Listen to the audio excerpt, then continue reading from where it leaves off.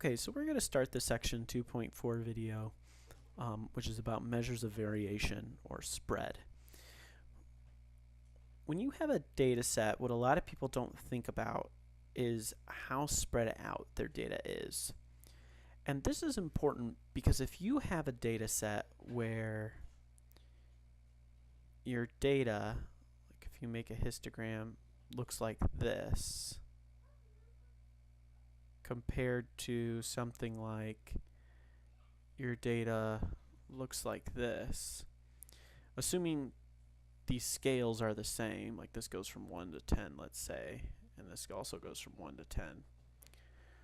Well, let's say your mean is 5. So the mean is 5 in both of these cases, but what is not the case is they're different, like they're totally different data sets, right? One is ranged from 1 to 10, and the other one goes from maybe, I don't know what this would be, like 4 to 6, 3 to 7. So you want to express that because spread is a very important characteristic of a data set. So how do you get a measurement of spread? What's one number I can come up with that determines how spread out data is? Excuse me. Well, if you have a data set, let's say my x values are 1, 2, 3, 4, 5. We'll make it simple. And we want to get a measurement of spread. Well, one thing we can think about is how far each data point is away from the center. Well, the center of this data set, let's use the mean. The mean, mu, let's call this a population, is 3. So remember in our last video we talked about how mu is the population mean. So for now we're assume we have a population. So the mean is mu with the value of 3, and we want the distance away from the data entries. So we have to do 1 minus 3, which is negative 2, 2 minus 3, which is negative 1, 3 minus 3 is 0, 4 minus 3 is 1, 5 minus 3 is 2. So this is the distance that each data entry is away from the population mean.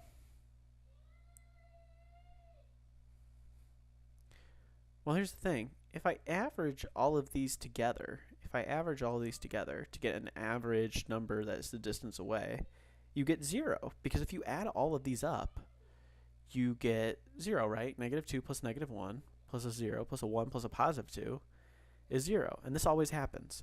And these have a special name. These are called the deviations.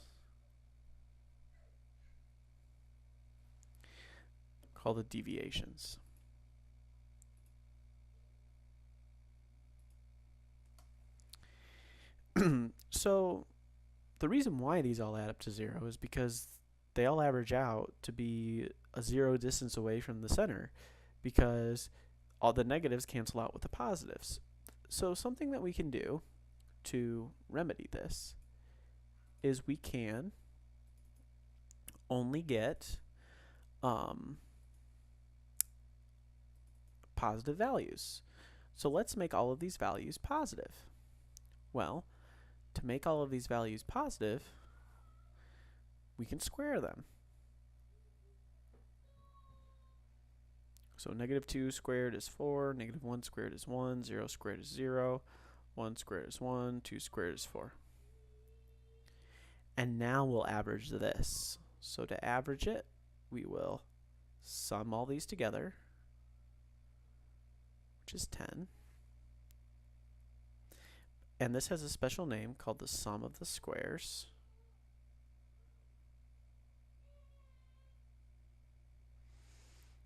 And then we take 10 divided by how many data points we have, which is 5, and that gives us the number 2. And this number is our measurement, a measurement of variation called sigma squared, which is the population variance. Population variance. But there's a problem with the population variance.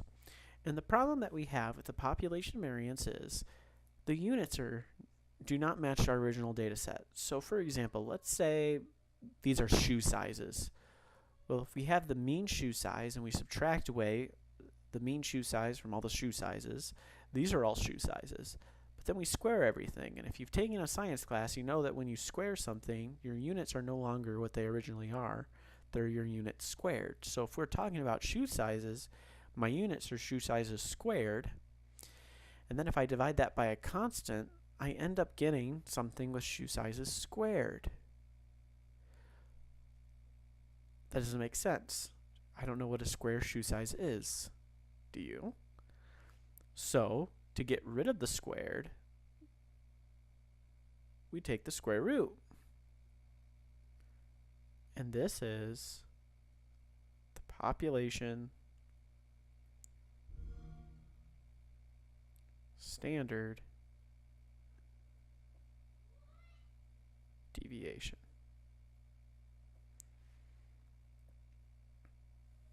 Okay, so before we got into the notes, I just wanted to show you this example because it's a basic example, and I think it's useful to see. And I'll have this posted so you can download this, but I just think it's a really useful example for you to see before we jump in the notes. So we'll do this again, but I just want to show you the process of how we find standard deviation and the importance of it, and can we give you a little bit of background before we actually got into it. Okay,